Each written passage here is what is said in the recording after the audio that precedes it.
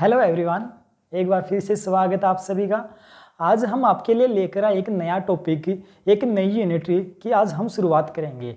इससे पहले हमने इलेक्ट्रोकेमिस्ट्री को कंप्लीट कर लिया। अगर आपने इलेक्ट्रोकेमिस्ट्री नहीं देखा है और आपका कोई टॉपिक रहता है तो आप प्लेलिस्ट में जाकर इलेक्ट्रोकेमिस्ट्री वहाँ से देख सकते हो। वहाँ से मैंने स्टार्टिंग से लेकर लास्ट तक सभी टॉपिक्स कवर करवा दिया। अगर फिर भी आपको ये लगता है कोई टॉपिक स्किप हो गया है या फिर रहता है तो आप मेरे को बता सकते हैं कमेंट बॉक्स में, कमेंट करके मैं उसको कवर करवा दूंगा।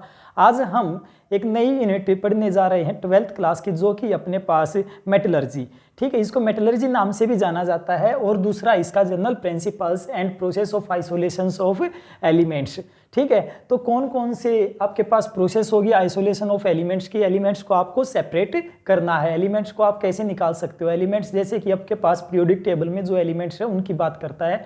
तो हम बेसिकली यहाँ पर मेटल्स की बात करेंगे कि मेटल्स को आप कैसे एक्सट्रैक्ट कर सकते हो।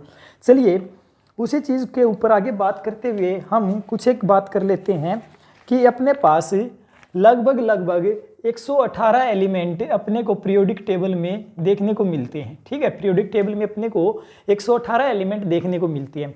अब 118 एलिमेंट्स में से अगर मैं बात करता हूं तो 92 अपने पास 92 के अप्रोक्स जो एलिमेंट्स होते हैं जो कि अपने पास नेचर में प्रेजेंट होते हैं, ठीक है बेटा। कितने होते हैं? 92 एलिमेंट्स अपने पास नेचर में प्रेजेंट होते हैं। बाकी कुछ एक उसमें मैन मेड भी हैं, ठीक है। तो कुछ एक मैन मेड है, कुछ एक नेचर में है। तो इस प्रकार से रेडियो एक्टिव भी होती हैं।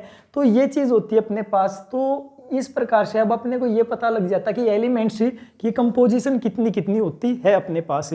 तो पीरियोडिक टेबल में आपने देखा होगा 118 एलिमेंट आपको मिलते हैं और 92 कहाँ पर है? नेचर में मिलते हैं। उससे अगर मैं आगे की बात कर लेता हूँ, मैं ओक्यूरेंस की बात कर लेता हूँ इनकी, ठीक है। ओक्यूरेंस की अगर बेटा मैं बात करूं तो ओक्यूरेंस का मतलब कहां पर प्रेजेंट होना, किस तरह से ये प्रेजेंट होते हैं।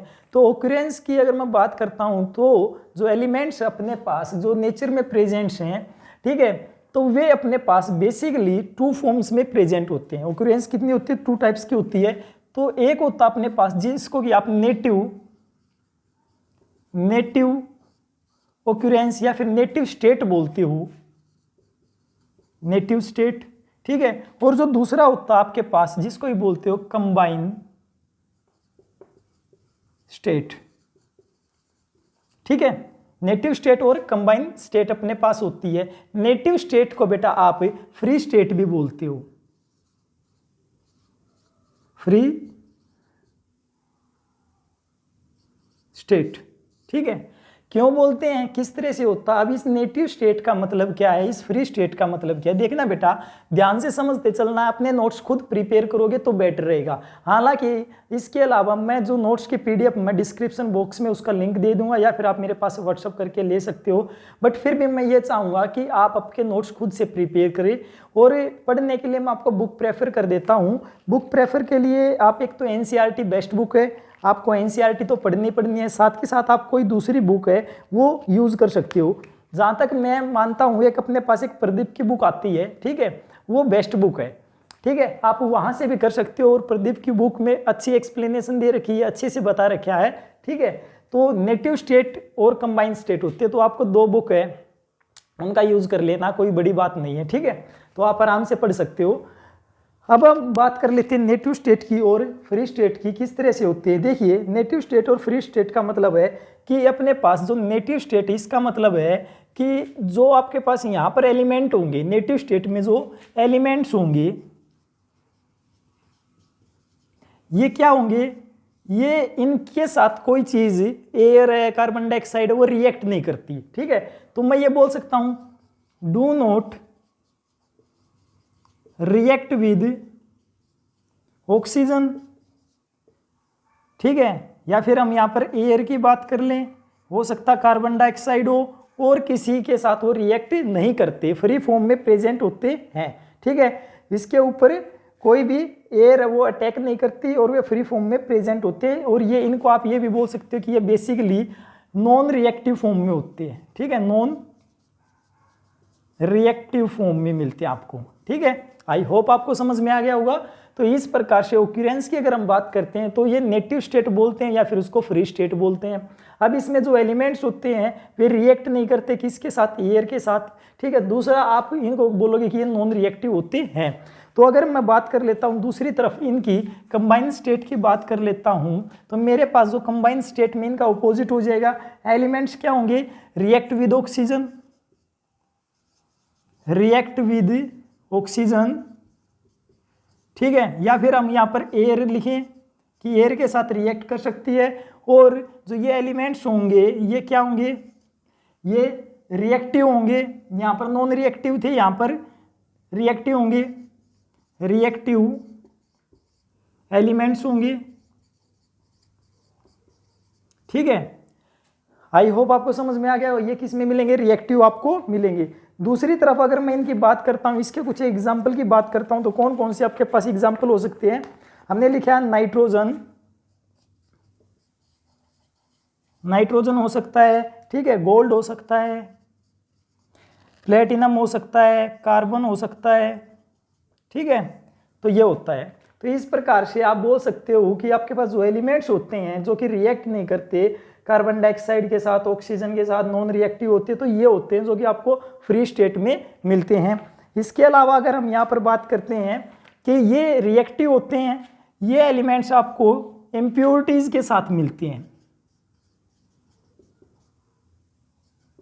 इम्प्योरिटीज के साथ, और आप इनको बोल सकते हैं कि कंबाइंड स्टेट में, कंबाइंड। अब अगर ये इनके साथ प्रेजेंट है, रिएक्ट करते तो कंबाइंड स्टेट में प्रेजेंट होंगे, ठीक है, समझ में आ गया। तो आप बोल सकते हो कि जब इनकी ओक्यूरेंस की बात करते हैं, दो टाइप होती है इनकी, एक तो नेटिव स्टेट में प्रेजेंट होना, दूसरा कंबाइंड स्टेट में। तो नेटिव स्टेट का मतलब है कि रिएक्ट ना करना किसी के साथ, कि ये फ्री फॉर्म में प्रेजेंट होते हैं, एयर के साथ भी रिएक्ट नहीं करते, फ्री फॉर्म में प्रेजेंट होते हैं। दूसरी तरफ अगर हम बात करते हैं, अपने पास ये रिएक्टिव भी होते हैं और ये एयर के साथ रिएक्ट भी कर जाते हैं, इम्प्योरिटीज के साथ प्रेजेंट होते हैं, और कंबाइंड स्टेट में हम इनको कहते हैं कि प्रेजेंट होते हैं। अब जब ये इम्प्योरिटी के साथ इन एलिमेंट्स का प्रेजेंट होना, ध्यान से सुनना बेटा मैं क्या बोल रहा हूं, ये जो अपने पास एलिमेंट्स थे, ये जो एलिमेंट्स थे, इन एलिमेंट्स का इम्प्योरिटी के साथ प्रेजेंट होना, कंबाइंड स्टेट में प्रेजेंट होना क्या कहलाता है, इसको बोलते हो आप मिनरल्स। क्या बोलते हो, मिनरल्स बोलते हो। समझ में आ गया। फिर से सुनना क्या कह रहा हूं मैं, एलिमेंट्स का कंबाइंड स्टेट में इम्प्योरिटीज के साथ प्रेजेंट होना क्या कहलाता है, मिनरल्स कहलाता है। अगर आपसे कोई पूछ ले कि मिनरल्स क्या होते हैं, आप कहोगे the elements which are present in the combined state with impurities in the nature is called minerals. I hope आपको समझ में आ गया होगा। तो इनकी ओक्यूरेंस की अगर बेटा मैं बात कर लेता हूं, तो इस प्रकार से आप बोल सकते हो कि इम्प्योरिटीज के साथ कंबाइंड स्टेट में प्रेजेंट होना क्या कहलाता है उनका, ठीक है, उसको बोलते हो आप मिनरल्स बोलते हो, और वो आपकी कंबाइंड स्टेट में आता है। कर लोगे, ठीक है, कोई डाउट। या फिर इसके अलावा सिंपल सी अगर आप डेफिनेशन की बात करो, तो आप कह सकते हो कि compound with metal plus impurity क्या कहलाता है, मिनरल्स कहलाता है। तो मिनरल्स की अगर आप बात करते हो तो क्या होगा आपके पास, मेटल प्लस इम्प्योरिटी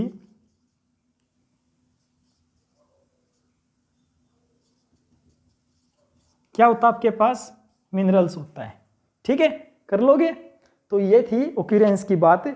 अब हम आगे बात कर लेते हैं कुछ एक और, ठीक है, समझ में आ गया, आसान सी बात थी ये, हमने इनके बारे में ओक्यूरेंस के बारे में पढ़ा किस तरह से होता है। आगे की तरफ हम बात कर लेते हैं। देखिए आसान है, चीज़ें आराम से पढ़ते चलना, आपको बहुत ही आसान है। +2 का सिलेबस कंपेरेटिवली +1 के आसान सिलेबस है बेटा, ये चीज़ आपको माननी पड़ेगी, क्योंकि +1 में जब आते हैं तो इतना सीख के नहीं आते, 10th में इतना ज़्यादा पढ़ा नहीं होता, तो वहाँ पर आपको एफर्ट्स की ज़्यादा ज़रूरत होती है, और यहाँ पर आपको कम एफर्ट्स में काम चल जाता है। हालांकि यह सिलेबस, ये तो बात है कि यह आसान सिलेबस है कंपेरेटिवली, ठीक है, +1 के। अब आपको ध्यान हो तो 10th क्लास में बेटा एक रिएक्टिविटी सीरीज आई थी, और इसके अलावा मैंने इलेक्ट्रो में भी आपको रिएक्टिविटी सीरीज करवा दी है। तो रिएक्टिविटी सीरीज में आपको क्या मिलता था, पोटासियम, ठीक है, सोडियम, कैल्शियम, और लास्ट में आपको जैसे कि प्लेटिनम, ठीक है, गोल्ड, इस तरह से मिलता था। तो ये अपने पास रिएक्टिविटी सीरीज होती थी, ठीक है। ये जो एलिमेंट थे अपने पास, ये मोस्ट रिएक्टिव थे, मोस्ट रिएक्टिव थे। और जो रिएक्टिव थे अभी हमने बताया, जो रिएक्टिव होते हैं वे किस फॉर्म में प्रेजेंट होते हैं, कंबाइंड स्टेट में प्रेजेंट होते हैं। और जो लीस्ट रिएक्टिव हैं वे किस फॉर्म में प्रेजेंट होते हैं, जो कि लीस्ट रिएक्टिव है, जो कि अपने पास किस फॉर्म में होंगे, ये कंबाइंड फॉर्म में मिलेंगे। तो ये किस में मिलेंगे, आपको फ्री फॉर्म में मिलेंगे। ठीक है, तो आपको जो रिएक्टिविटी सीरीज मैंने करवाई थी, उस रिएक्टिविटी सीरीज में जो कम रिएक्टिव होते हैं वे सारे के सारे आपको किस में मिलते हैं, फ्री स्टेट में मिलेंगे। और जो मोस्ट रिएक्टिव होते हैं वे किस में मिलते हैं, कंबाइंड स्टेट में मिलते हैं। कर लोगे? तो इस प्रकार से आप बता सकते हो कि किस प्रकार से जो एलिमेंट्स होते हैं आप पहचान सकते हो कि कौन कौन से फ्री स्टेट में होते हैं और कौन कौन से कंबाइंड स्टेट में होते हैं। आगे की मैं बात कर लेता हूँ। हमने मिनरल्स की बात की, तो किस तरह से मिनरल्स प्रेजेंट होते हैं एक बार उनकी बात कर ले। कुछ एक की तो मैं बता देता हूँ कि किस तरह से होता है। हमने लिखा है कुछ एक एलिमेंट्स हैं, जैसे वहाँ पर आपको कई बुक में मेटल्स भी लिखा मिल जाएगा और उनके मिनरल्स किस फॉर्म में होते हैं, और मैं उनके मॉलिक्यूलर फार्मूला को लिख दूंगा। ठीक है, तो कुछ एक की बात कर ले। जैसे कि अपने पास एलिमेंट है Fe, आयरन है, उसका एक मिनरल्स होता है जिसको ही बोलते हैं हम हेमेटाइट, जिसका मॉलिक्यूलर फार्मूला होता है Fe2O3। ठीक है, समझ में आ गया। दूसरा अपने पास इसी का कोई दूसरा मिनरल्स भी मिल जाएगा आपको, लाइमोनाइट। ठीक है, लिमोनाइट जो भी बोलते हो आप, और इसका फार्मूला रहेगा Fe2O3.2H2O। ये अपने पास फार्मूला रहेगा। ठीक है, समझ में आ गया। देखिए फिर से सुनना, मैंने क्या कहा, मैंने मिनरल्स बता दिया था। मिनरल्स क्या था अपने पास, कंबाइंड स्टेट में प्रेजेंट होना, कंबाइंड स्टेट में मेटल्स का प्रेजेंट होना इम्प्यूरिटीज के साथ, उनको मिनरल्स बोलते हैं। अब मैं मिनरल्स की ही बात कर रहा हूँ। अपने पास जो मिनरल्स होते हैं वे कौन से मेटल्स के कौन से मिनरल्स होते हैं और उनके फार्मूला की बात कर रहा हूँ अभी मैं। ठीक है, दूसरा है मान लिया एल्यूमिनियम। अपने पास एल्यूमिनियम का मिनरल्स कौन सा मिलता है आपको, बॉक्साइट मिलता है जैसे, और दूसरा आपको मिलता है एक और एल्यूमिना मिलता है। बॉक्साइट के फार्मूले की बात करूं तो मैं Al2O3.2H2O, और एल्यूमिना की बात करते हैं तो Al2O3। अपने पास ये फार्मूला मिलते हैं। ठीक है, एक और मिनरल्स की बात कर लेते हैं, जिंक की बात कर लेता हूं मैं। ठीक है, जिंक की बात कर लेता हूं, जिसमें कि जिंक ब्लेंड मिलता है आपको मिनरल्स में। इसका मिनरल्स होता है जिंक ब्लेंड, और एक होता है इसका कैलेमाइन। जिंक ब्लेंड के फार्मूला अपने पास ZnS, और कैलेमाइन का है ZnCO3। ठीक है, ये आपके पास फार्मूला मिल जाता है। ये तो मैंने कुछ एक आपको बता दिया है, कुछ एक एलिमेंट्स हैं उनके मिनरल्स इस तरह से होते हैं और उनके मॉलिक्यूलर फार्मूला ये होते हैं। इसके अलावा आप इस पिक्चर में देख सकते हो कि किस किस एलिमेंट्स के कौन कौन से मिनरल्स है और क्या क्या उनका फार्मूला है। ठीक है, दिखाई दे रहा है इस पिक्चर में, जो मैं आपको दिखा रहा हूँ इस पिक्चर में आप देख सकते हो। ठीक है बेटा, कर लोगे? चले आगे, इसको मिटा दें। ठीक है, तो इस प्रकार से अपने पास की एलिमेंट्स होते हैं, उनके मिनरल्स और मॉलिक्यूलर फार्मूला को हमने लिख लिया है। आगे की तरफ अब हम बात करते हैं क्या होता है अपने पास। चलिए हम इसको मिटा देते हैं अभी।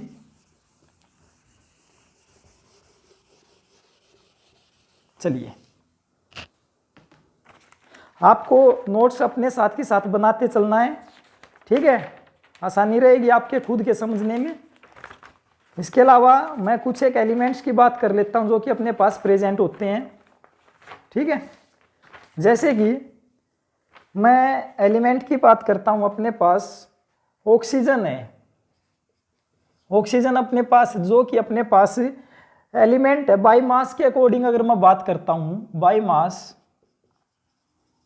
ठीक है, ये अपने पास इसकी ऑक्यूरेंस होती है 46.4%। ठीक है, इसके बाद अगर मैं बात करता हूँ सिलिकॉन होता अपने पास। सिलिकॉन बाय मास अपने पास होता है, नेचर की अगर हम बात करते हैं 27.7%। और थर्ड मोस्ट अपने पास होता है एलिमेंट बाय मास। ठीक है, कौन सा? अपने पास एल्यूमिनियम होता है, ठीक है। एल्यूमिनियम थर्ड मोस्ट होता है, जिसकी की ओक्यूरेंस होती है बाय मास 8.3%। आई होप आपको समझ में आ गया होगा। यह चीज़ मैंने इसलिए बताई है कि बाई चांस आपसे कोई पूछ ले कि भाई आपके पास सबसे ज़्यादा बाई मास कौन सा है, जैसे कि आप बता दो कि बाई मास मेरे पास ऑक्सीजन है, फिर सिलिकॉन है, एल्यूमिनियम है, थर्ड मोस्ट एलिमेंट है एल्यूमिनियम। तो ये होता है। इसके अलावा अपने पास एक डेफिनेशन आती है ओर की। ओर क्या होती है, ठीक है, ओर क्या होती है। देखिए अभी हमने मिनरल्स के बारे में पढ़ा। मिनरल्स क्या कहता है, मिनरल्स एक बात कहता है कि अपने पास कोई एलिमेंट है, सपोज ये कोई एलिमेंट है, ये एलिमेंट इम्प्योरिटी के साथ प्रेजेंट होना क्या कहलाता है, मिनरल्स कहलाता है। एलिमेंट का, मेटल का इम्प्योरिटीज के साथ प्रेजेंट होना क्या कहलाता है, मिनरल्स कहलाता है।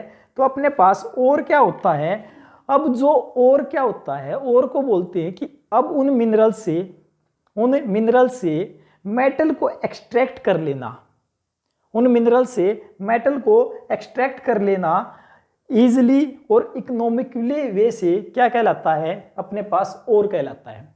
फिर से सुनना क्या कहा मैंने, मिनरल्स हमने पढ़ा था। मिनरल्स क्या होता है, मिनरल्स होता अपने पास कि metal plus impurity combined state में मिनरल्स कहलाता है। अब वो मिनरल्स से अपने को जो मेटल जो इम्प्योरिटी के साथ प्रेजेंट था, इम्प्योरिटी वहीं की वहीं रह जाए, हम मेटल्स को निकाल ले, मेटल्स का एक्सट्रैक्ट करना आसानी से, इकोनॉमिकली वे से, ईजिली और इकोनॉमिकली वे से क्या कहलाता है, और कहलाता है। समझ में आ गया। चलिए हम डेफिनेशन की बात कर लेते, लिख देते हैं, ठीक है।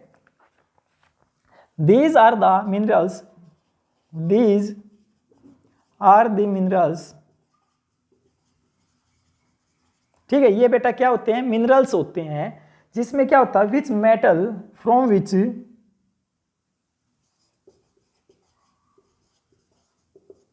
Metal can be easily and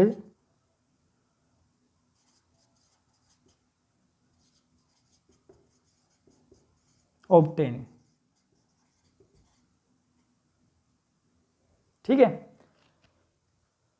metals का इजीली तरीके से और इकोनॉमिकली तरीके से निकाल लेना, ऑब्टेन कर लेना क्या कहलाता है, और कहलाता है, ठीक है। कर लोगे, कोई डाउट। इसके इस बेस पर, इस लाइन के बेस पर एक बात बोली जाती है बेटा, लाइफ में याद रखना, एक बात बोली जाती है, जितने भी आपके पास और होते हैं, all ores are minerals but all minerals are not ore. ध्यान से समझना इस लाइन को, क्या कहता है, ठीक है। ये कहता है कि जितने भी अपने पास मिनरल्स होते हैं, जितने आपके पास और होते हैं, सारे के सारे मिनरल्स होते हैं। जितना भी आपके पास और होता है वो मिनरल्स होते हैं, परंतु सभी के सभी मिनरल्स और नहीं हो सकते।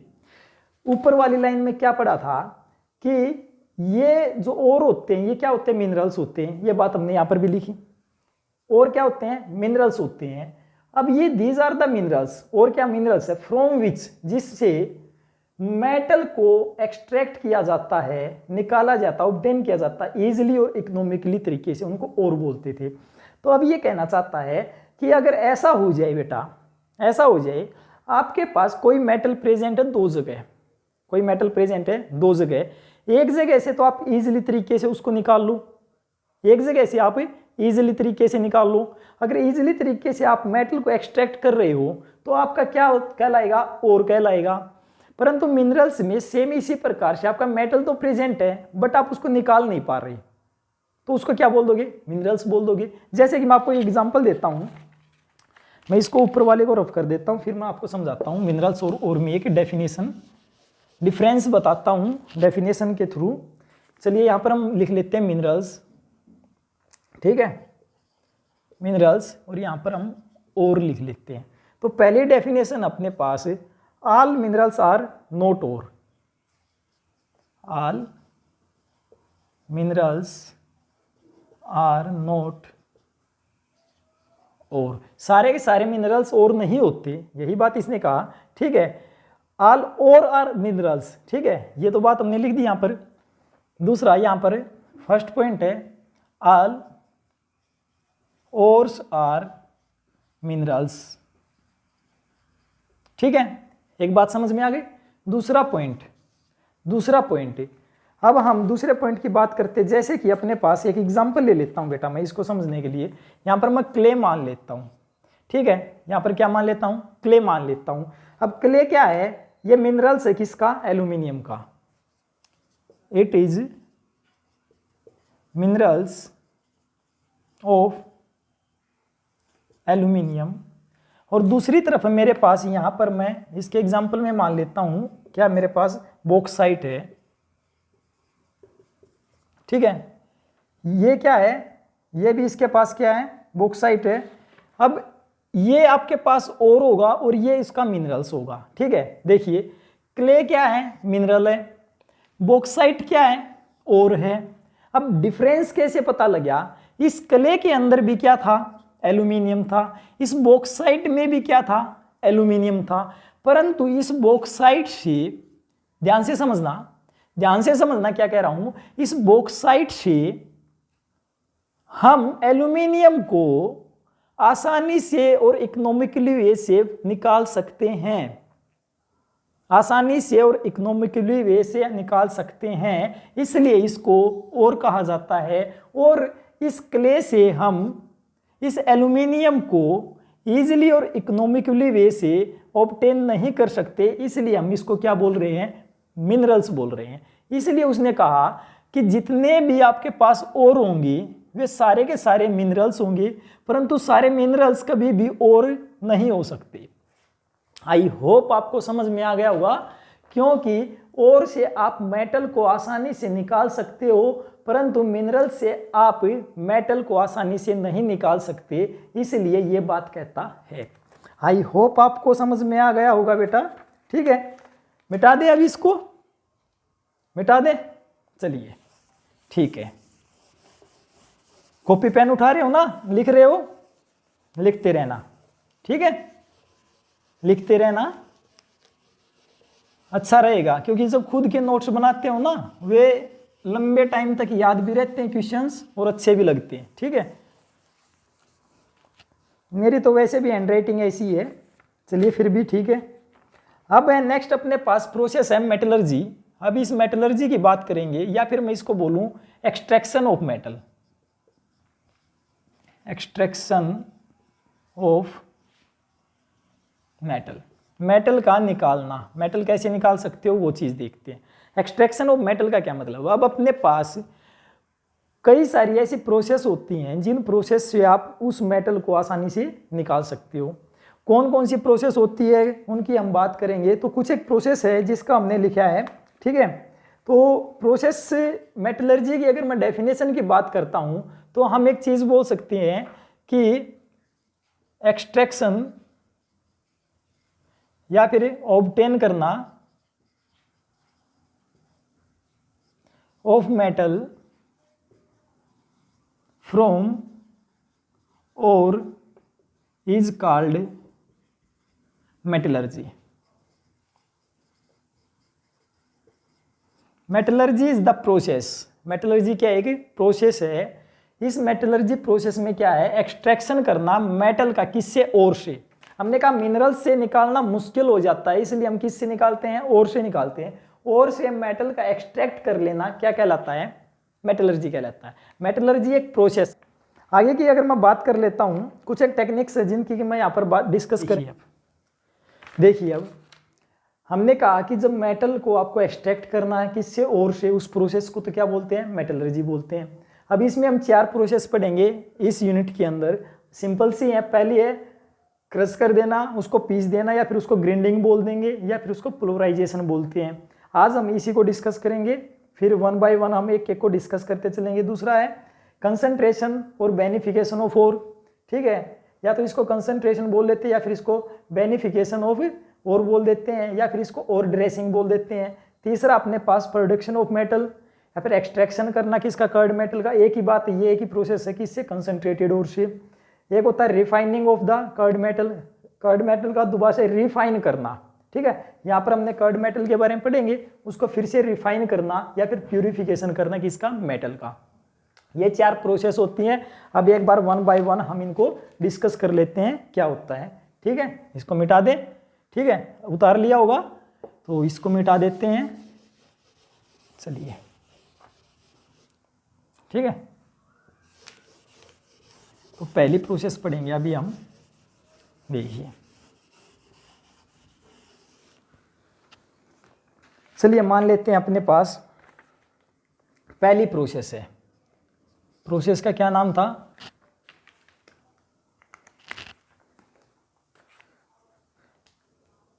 क्रूसिंग एंड पुल्वराइजेशन, ठीक है।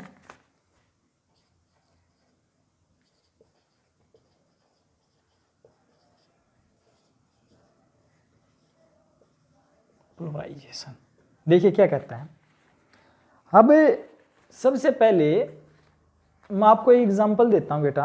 अभी अभी आपको पता हो गेहूं की कटाई हुई थी, है ना लॉकडाउन से में ही हुई थी। अब समझने की कोशिश करना क्या समझाना चाह रहा हूँ। एग्जांपल भी ऐसे हैं जो अपने डेली लाइफ के हैं, उससे रिलेट करना पड़ेगा अपने को समझने के लिए, थोड़ा सा आपको समझ में आ जाए उसके लिए बता रहा हूँ। तो हमने क्या किया, स्टार्टिंग में गेहूं की कटाई की, उसके बाद हमने उनको गेहूं को काटने के बाद बांध दिया। बांधने को क्या बोलते हैं, वैसे तो अपने पास एरिया के अकॉर्डिंग अलग अलग बोलते हैं, कोई गद्दे बोलता है, कोई पुली बोल देता है, ठीक है, जो भी अपने पास। तो अलग अलग से आपने वे गद्दे बना लिए।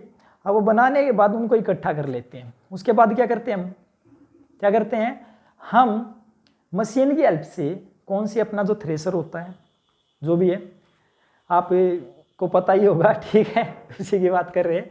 तो उसमें हम क्या करते हैं, उसको डाल देते हैं, और डालने के बाद अपने पास गेहूं होता है वो अलग मिल जाता है, और जो अपने पास क्या होता है, भैंस के लिए जो चारा होता है या फिर एनिमल्स के लिए जो भी है, जिसको तूड़ी बोलते हैं, तूड़ा बोलते हैं, जो भी है, तो उसको अलग कर लेते हैं। तो यहाँ पर भी अपने पास जो पहले जो प्रोसेस है क्रूशिंग या फिर पुल्वराइजेशन, ये कुछ इसी तरह की है, ठीक है, ये प्रोसेस भी इसी तरह की है। इसके अलावा मैंने एक एग्जांपल और ले लेते हैं।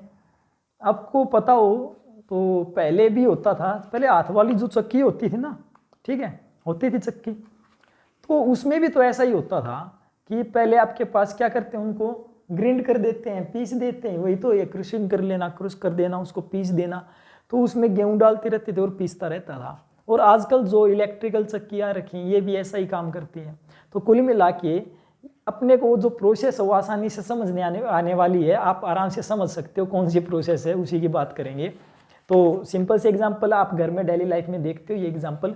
तो चलिए अब बात कर लेते हैं क्या होता है। सबसे पहले मैं आपको कुछ एक समझा देता हूँ, एक रफली से डायग्राम से, फिर आप जैसा कि पिक्चर में साथ के साथ देखते चलोगे किस तरह की होती हैं ये, ठीक है। तो सबसे पहले होता क्या है कि जो अपने पास और होते हैं ना, ये बड़े बड़े पत्थर की फॉर्म में होते हैं, बड़े बड़े, ठीक है। जैसा कि आपने एक एग्जांपल और याद आ गया, जब कभी आपने घर बनाते हुए, सड़क बनाते हुए किसी को देखा हो तो उनके पास वे बड़े बड़े वे होते हैं ना, मशीन होती है जिसके अंदर वे उनको वे जो पत्थर होते हैं उनको डाल देते हैं। डालने के बाद उसके अंदर वे उसको रोटेट करते रहते हैं। रोटेट करने से क्या होता है, वे बड़े बड़े पत्थर छोटे छोटे पत्थर में टूट जाते हैं। ऐसा ही होता है, ऐसा ही होता है ना। तो वही चीज़ होती है। तो पहले स्टार्टिंग में होता क्या है, जो मेटल जो ओर के साथ प्रेजेंट होता है, क्योंकि ओर से तो अपने को निकालना है, तो ओर के साथ प्रेजेंट होता है, तो वो बड़े बड़े पत्थर की फॉर्म में होता है। तो हम उनको लार्ज लम्प्स बोलते हैं, ठीक है। तो स्टोन बोल लेते हो, लम्प्स बोल लेते हो, तो लार्ज लम्प्स की फॉर्म में। तो लार्ज लम्प्स की फॉर्म में अपने पास क्या होता है, ओर प्रेजेंट होता है। तो ओर प्रेजेंट अपने पास लार्ज लम्प्स की फॉर्म में। अब मैं वैसे समझाने के लिए आपको बता रहा हूं। तो पहले क्या करते हैं, सपोज ये कोई मशीन है, इस लार्ज लम्प्स को इनमें डाल देंगे, फिर इसको रोटेट कर दिया जाता है। ऐसा ही होता है। रोटेट करने के बाद ये क्या होता है, ये पाउडर में थोड़े थोड़े ये स्मॉल पीसेज में टूट जाते हैं। तो मैं इसको लिख लेता हूं, स्मॉल पीसेज में ये टूट जाते हैं। तो स्मॉल में इनको क्या बोल लूँ, लम्प्स बोल लूँ, ठीक है। तो स्मॉल जो ब्रेक होते हैं, स्मॉल स्टोन बोल लो इनको, ठीक है। स्टोन्स की फॉर्म में, स्मॉल स्टोन्स की फॉर्म में, छोटे छोटे पत्थर्स की फॉर्म में ये टूट जाते हैं। अब टूटने के बाद क्या करते हैं इनको, अब ये जो छोटे हैं एक और मशीन होती है, उस मशीन में इनको डाल देते हैं दोबारा से, ठीक है, इसके अंदर यही होंगे, ठीक है। अब इनको इनके अंदर डालने के बाद ये क्या करता है, इसमें साथ के साथ थोड़ा बहुत पानी होता है वो भी डाल देते हैं, जैसा कि आप वही अब इसके अंदर डाल देते हैं। डालने के बाद ये क्या करता है, इसको फाइन पाउडर में, यहाँ पर फाइन पाउडर में ब्रेक कर देता है। फाइन पाउडर में ब्रेक करना, ठीक है, क्या होगा अब यहाँ से पानी भी डाल दिया आपने साथ के साथ, और इसमें क्या कर दिया, इसको भी डाल दिया था। अब ये रोटेट करेगा, रोटेट करने के बाद फाइन पाउडर बना देगा। अब जो इम्प्योरिटी होंगी ना वे थोड़ी हैवी होती हैं, इम्प्योरिटी हैवी होती है वे तो सेटल डाउन हो जाएंगी, और जो अपने पास जो मेटल होगा वो हल्का होता है, वो क्या करेगा पानी के साथ मिलके ऊपर आ जाएगा। कहाँ पर देखा है ऐसा प्रोसेस, कहाँ देखा है? वैसे तो आप कभी घर पे आस पड़ोस में कभी भी आपने देखा हो तो ऐसा होता ना, जब गेहूं को धोते हैं, ठीक है, उनको, ठीक है, जो समझ गए होंगे गांव के बच्चे हैं, ठीक है, वे जो धोते हैं तो क्या करते हैं, जो गेहूं होते हुए तो नीचे रह जाते हैं और ऊपर इम्प्योरिटी आ जाती है ना, ऊपर इम्प्योरिटी आ जाती है, इम्प्योरिटी को अलग कर देना, ठीक है। तो इसी प्रकार से जो सेटल डाउन हो जाते हैं, जो इम्प्योरिटी होती है वहाँ पर, यहाँ पर इम्प्योरिटी क्या होती है जिसको बुरड़ी बोलते हैं अपने नॉर्मल लैंग्वेज में, ठीक है, तो वे क्या करती है ऊपर आ जाती है। यहाँ पर क्या होता है, जो इम्प्योरिटी तो नीचे बैठ जाएंगी हैवी होने की वजह से, और जो मेटल होगा वो वाटर के साथ ऊपर आ जाता है और उसको हम अलग कर लेते हैं। यहाँ पर ये सिंपल सी थी, ये कुछ एक के लिए यूज की जाती है, तो ये थी प्रोसेस। अब जो यहाँ पर मशीन का यूज किया गया, इनका कुछ एक नाम दिया जाता है, ठीक है।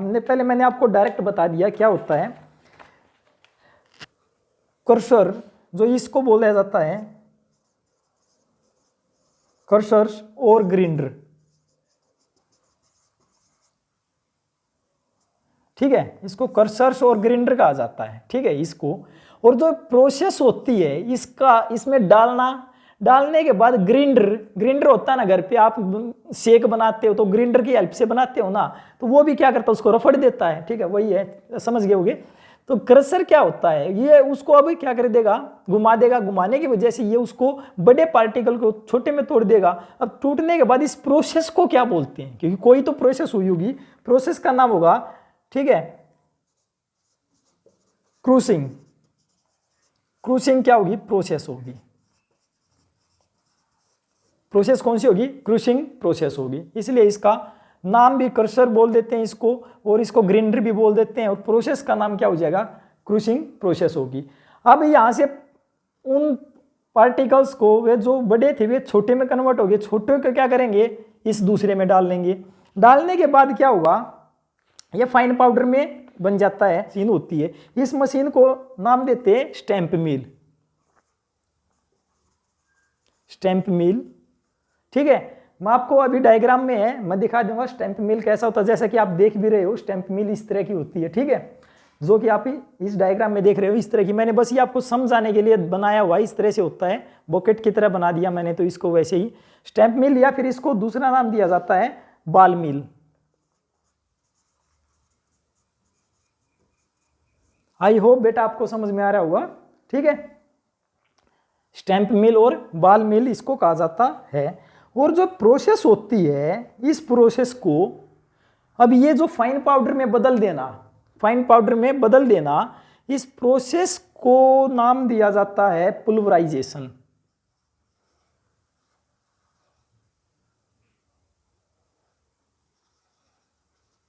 क्या नाम दिया जाता है, पुल्वराइजेशन। मेरे ख्याल से आपको समझ में आ गया होगा क्या कहना चाहता हूं मैं। स्टार्टिंग में लिए बड़े बड़े पत्थर थे, एक उसमें डाल दिया मशीन में, मशीन का नाम क्या था, क्रशर या फिर ग्राइंडर। अब इस प्रोसेस को तो बोलते हैं क्या, क्रूसिंग। और अब ये बड़े थे छोटे में कन्वर्ट हो गए, छोटे को क्या करते दूसरी मशीन में डाल देते, दूसरी मशीन का नाम क्या है, स्टैंप मिल या फिर बाल मिल बोलते हैं। इन मिल्स में जाने के बाद क्या करता है, ये उसको फाइन पाउडर में बदल देता है। फाइन पाउडर में बदलने की प्रोसेस को क्या बोलते हैं, पुल्वराइजेशन कहा जाता है। आई होप बेटा आपको समझ में आ गया होगा, ठीक है। तो ये प्रोसेस होती है, पाउडर की फॉर्म में होती है, और आप क्या करते हैं, फिर पाउडर की फॉर्म में जाने के बाद उसको क्या करते हैं, पानी तो उसके साथ के साथ डाल ही देते हैं, फिर उसको एक्सट्रैक्ट कर लेते हैं।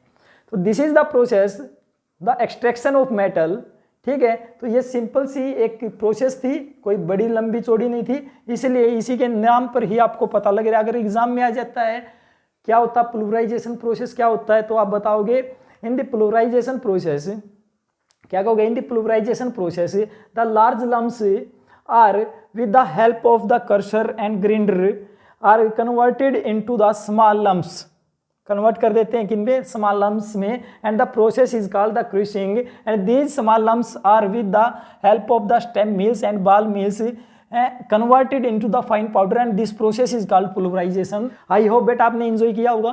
तो ये था आज का अपना प्रोसेस, अपनी एक, ठीक है। इसके बाद हम नेक्स्ट प्रोसेस की तरफ चलेंगे, तब तक के लिए ऑल द बेस्ट।